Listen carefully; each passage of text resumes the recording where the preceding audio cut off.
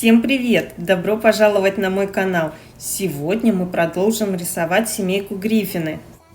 И у нас осталось подробно разобрать, как нарисовать родителей Питера и Лоис. Хотя будет еще одно видео с подробной схемой на бумаге, как нарисовать Брайана, так как одна из подписчиц меня попросила об этом. И да, если вы не смотрели мои 3 предыдущих видео, как нарисовать Брайана, Стюи и Криса Смэк на ноготках, то жмем на ссылочки в описании. А еще сегодня вы увидите, как я пыталась сделать наклейку своими руками, так как понятно, что членов семьи 6 и пальцев на одной руке не хватает. В общем, сами посмотрите, что у меня вышло из этого. А тем временем я уже разлиновала ноготок так, чтобы все горизонтальные линии были параллельны друг другу и все вертикальные линии были также параллельно между собой. И вот теперь по клеточкам очень легко вписать лицо Питера. И давайте подробно разберем все особенности персонажа. Смотрим на подсказку. Питер имеет крупное лицо. В нижней его части раздвоенный подбородок, который сразу переходит в нижнюю губу. Сверху большие круглые глаза, между ними перемычка от очков. Помните, Мэг тоже носит очки, но если у нее мы рисовали дополнительную окружность, а внутрь вписывали глаза, то у Питера окружности глаз как бы совпадают с окружностью очков. Нос овальный, как у Криса, но немного сплюснут по горизонтали. Темно-каштановые волосы, как у Мэг. Вообще художники мультсериала сделали так, чтобы у детей и родителей было достаточно много генетических совпадений. В общем-то, как это обычно и бывает в жизни. Ну и к одежде. Питера обычно носит белые рубашки и зеленые брюки. Нижняя часть нам, конечно, не важна здесь, а вот часть плеча и воротник рубашки мы нарисуем.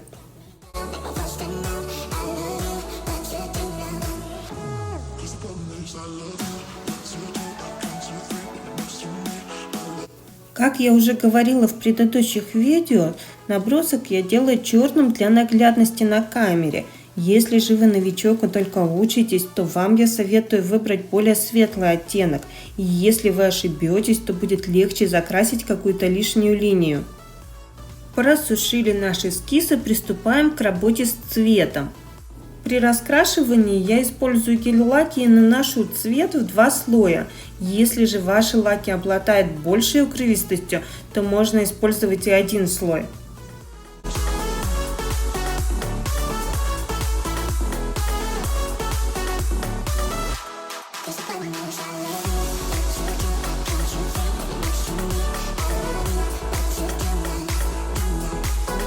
Цвет аккуратно наносим сначала вдоль линии наброска, стягивающими движениями к центру раскрашиваемой области.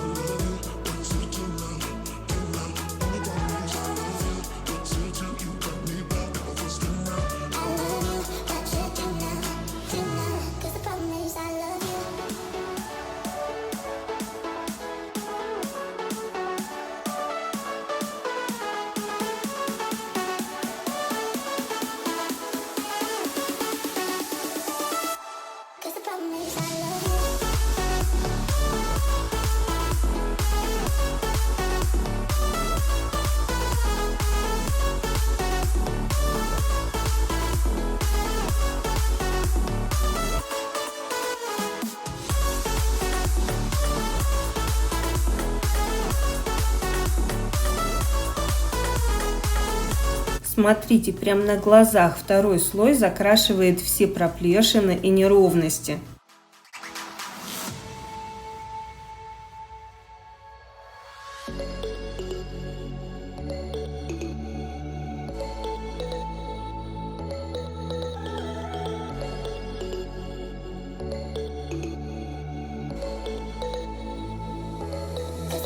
I love you. What you do, I count to 3 when you're next to me. Даже у мультяшных нарисованных персонажей имеются тени и блики, которые придают объем нашим героям.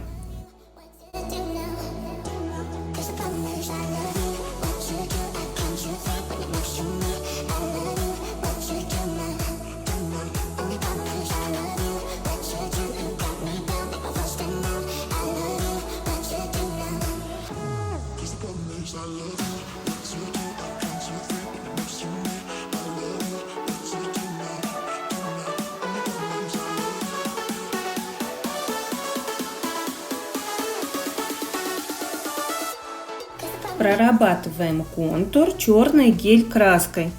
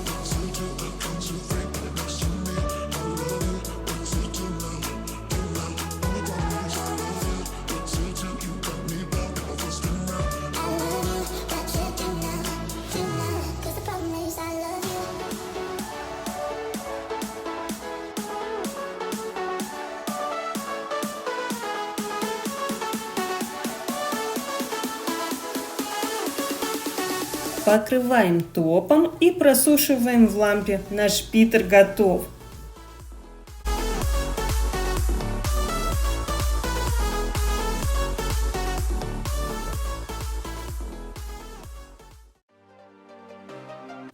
Ну а вот тут начинается то, что я вам анонсировала в начале видео.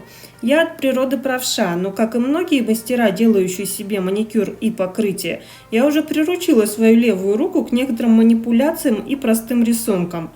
Но испугавшись, что левой рукой я не смогу нарисовать такой сложный рисунок, как лицо, я пошла к коллегам по YouTube и насмотрелась видео, как сделать наклейки своими руками.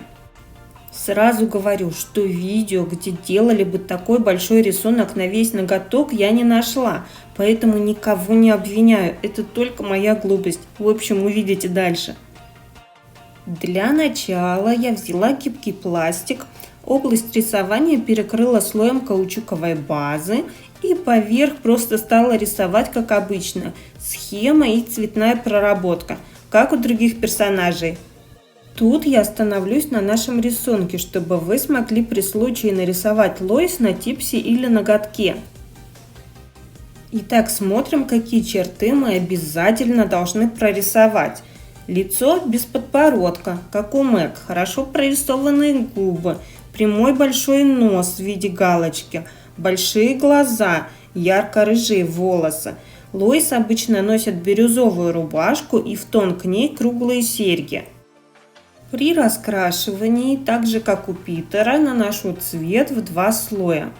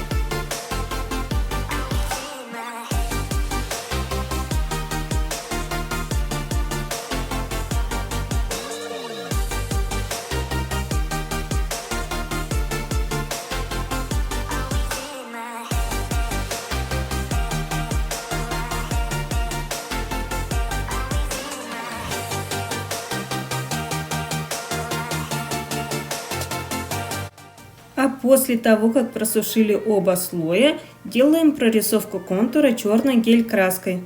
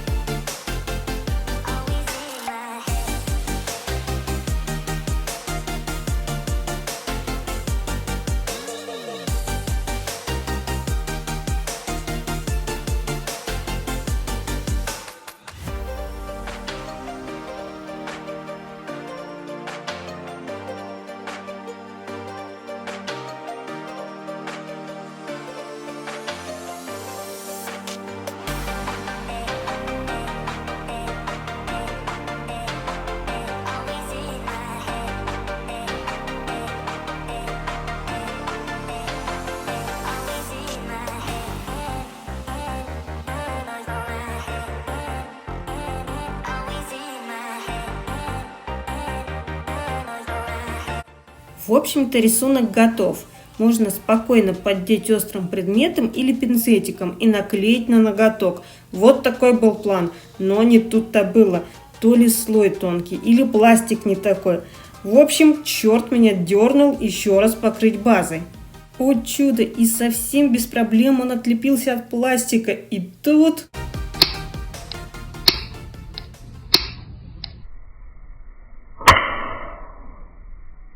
Короче, жесть. Теперь слой слишком толстый, и он ломается как стекло. Метод работает, если у вас рисунок небольшой. И не надо делать, как я, и покрывать еще раз базой. Но я психанула, этот выбросила, и пришлось еще раз рисовать лой с левой рукой. На мой взгляд, получилось очень даже неплохо, учитывая все обстоятельства.